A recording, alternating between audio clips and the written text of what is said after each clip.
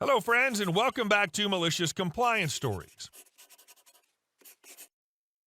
Our first story is a reminder that life's absurdity often takes the stage when we least expect it. Kudos for turning an inconvenience into an entertaining dinner show, OP. But before we begin, best way to support our channel is to leave comments, like, and subscribe with the turned-on bell so you don't miss the new video every single day. Here we go. Dude, it's not my car. I finished work late one night, locked up shop, and jingling the keys in my hand as I crossed the road, I step between a few parked cars, make a few steps, and think I've forgotten something. I walk back between the cars for some better light, so now I'm close to stepping back onto the road. There were streetlights on only one side of the road, the opposite side. A car pulls up, windows down, yelling, "Move your effing car! Move your car! It's blocking my driveway!" I look about a bit, no one else there, and I move back in the path, start to look in my backpack. Guy gets out of his car yelling at me, he's gonna have me towed, and I can't get a word in edgewise much, but I can see where he wants to go in the offending car I happen to be standing beside. I finally catch a break though, it's only been about 20 seconds. I'm going for KFC, if you're still here when I come back, we'll watch what happens together. This guy is now effing and blinding as I walk away, KFC inside about 200 meters away. 20 minutes later, I'm back with food, and this guy is still outside car, planted in the middle of the road. He says, "It's too late. I already called." I sat on a low wall next to us and started eating. I can see this guy seething, burning a hole in me while I calmly ignore him. I put headphones in, watch some YouTube. 15 minutes later, tow truck, one of those crane lift ones, clamps the wheels, lifts it, all very impressive. All the while, angry dude is now all smug and smiles. "What you gonna do now, huh? Car's gone, isn't it? No more car." He pointed me out to the tow truck driver who offered for me to pay now or later, but it'll be overnight impound and fees tomorrow, which is when I say, "Not my car, mate. I don't drive." This jerk just started yelling at me because I crossed the street. There was a bit more yelling and me denying. Tow truck driver thought it hilarious. I basically said, "Okay, tow it." Got dinner and watched the show. I used to wave at Angry Man when I saw him, which wasn't too often, but his house was on the same road as where I worked, so every few weeks, could still tell he was angry. The image of you enjoying your KFC, unfazed by the chaos around you, creates a memorable scene. Cheers to you for handling it like a true spectator in life's quirky theater. And our second story. What do you mean I can't store my trailer on your busy, packed lot? Another story from a major truck and trailer rental place. You know the one. Busiest time of day, every single person that rolls in is impatient and asking for discounts for the inconvenience of having to wait in line a few minutes.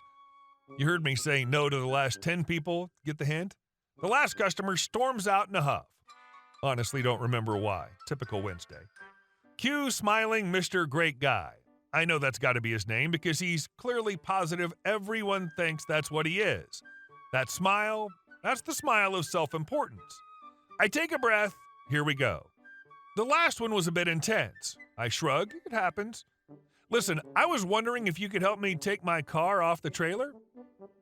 Oh, that's who drove that thing on the lot. I'd noticed it earlier, but in the usual chaos, hadn't had time to deal with it.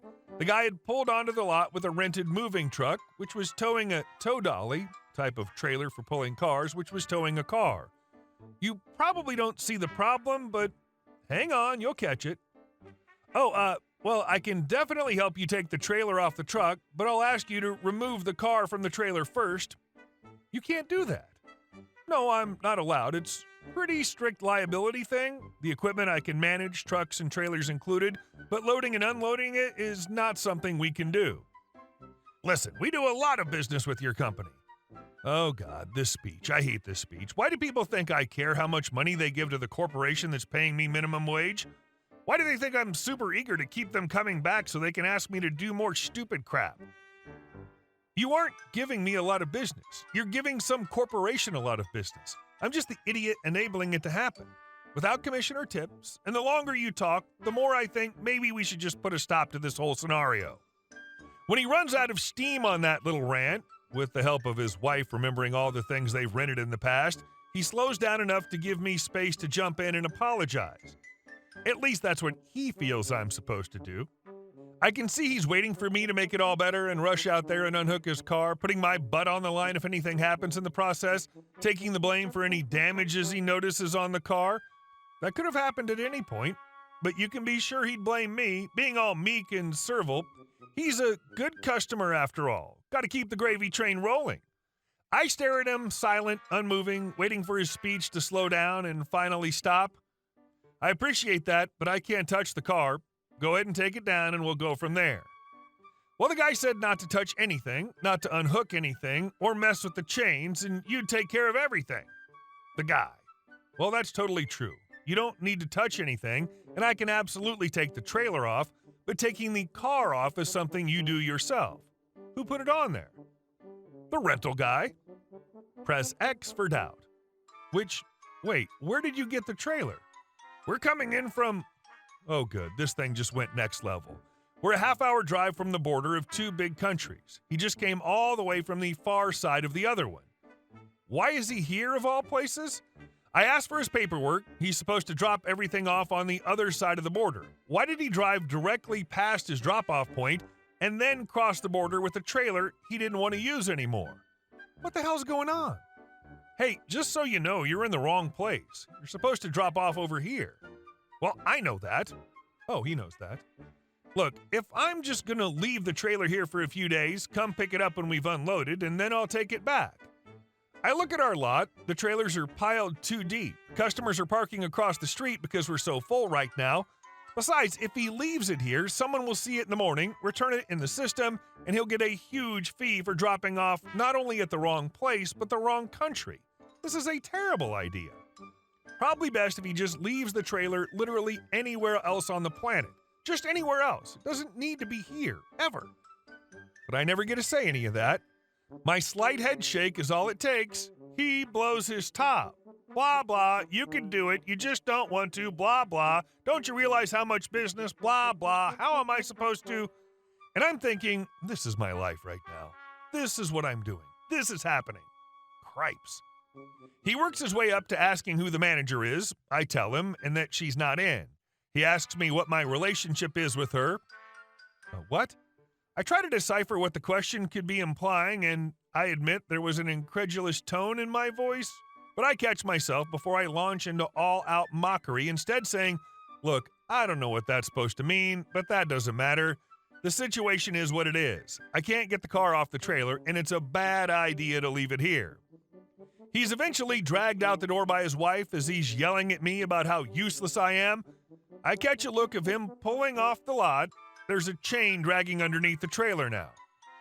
Cripes. So, typical Wednesday.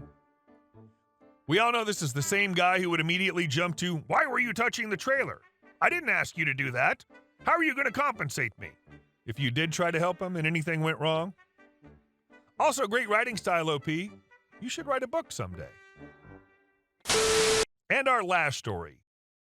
Fake HOA and crazy Karen. We bought our house in 2019 and it was listed as having an HOA. Realtors said that was incorrect, couldn't provide any documentation about it. Although we were working through realtors, we met the owners and were able to establish direct communication. They had been in the house forever and gave us the HOA rules in minutes. The HOA was incorporated in 1978 and had some ridiculous rules. Women may not operate any business other than dressmaking or tutoring from their home. Really stuck out. The other rule that stuck out was the HOA must be reaffirmed every 5 years by 3/5 majority or be dissolved. In 1983, 3 of 24 owners voted to reaffirm and the association was dissolved. The 3 voting to reaffirm were all on the board. I confirm with the city and county there's no longer an HOA registered for our community.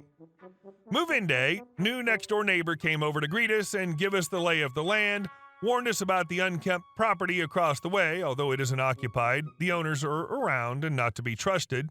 Whole neighborhood has beef with them, and it's a spite house. Didn't specify what the beef was. I didn't pry. All I really know is that they abruptly moved out of the house sometime in the early 1990s, leaving everything inside the house. A few days later, lady shows up on our porch, says she lives in the spite house and is president of the HOA. Gives me a copy of the CC&Rs from 1982 with an addendum from 2018 stating the HOA fees. Ours, being the largest lot, owe $350 a month for the privilege of being able to take part in the biannual community yard sale.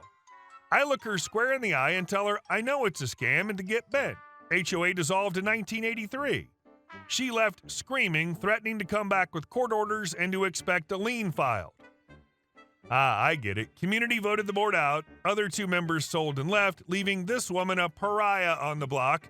Never accepted that the HOA was dissolved legally and would approach new owners to scam them. She can't face the people that live here. Noted, watch out for crazy.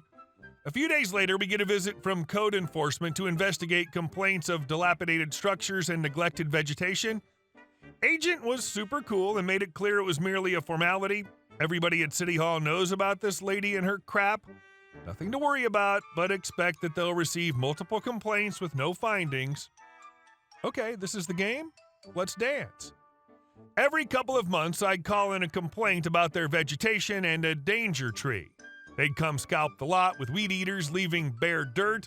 I'd call in a stormwater complaint. They'd come back and throw down seed and hay.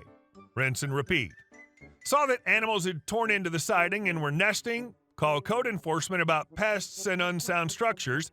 They sent a contractor to do repairs. I called the planner's office to see if they filed permits. They didn't. House got occupancy revoked. They were ordered to bring things up to code or demolish the house. They tore that place down to the studs inside. New electrical, new plumbing, new flooring, new roof down to the joists. Exterior was a crap job of patch T111 and removal of the tree that the ivy killed. 6 months of permitted rehabilitation by licensed contractors later, and the house just sold last month, 10% above ask within 24 hours of listing. Hey guys, thank you all for watching the video. I'll see you in the next one.